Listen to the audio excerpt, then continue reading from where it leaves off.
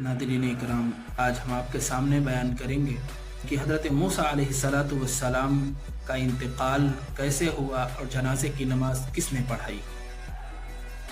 किसी काम के लिए उस झोपड़ी से बाहर निकले, इस बात का इल्म अल्लाह ताला की मखलूक़ात में से किसी को ना था। आप फरिश्तों की एक जमात के पास से गुजरे, वो एक कब्र खोद रहे थे। आपने उनको पहचान लिया और उनकी तरफ चल दिए और उनके पास खड़े हो गए। ये कब्र खोद रहे थे। हज़रत मूसा अलैहिस्सलातु वस्सलाम ने उस कब्र में जो सब्ज़ा, जो खूबसूरती और सजावट देखी, उस ऐसी उम्दगी कहीं न देखी थी।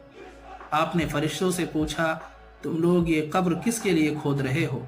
फरिश्तों ने कहा, एक ऐसे बंदे के लिए खोद रहे हैं जो अपने रब की बारगाह में इज्जत वाला है।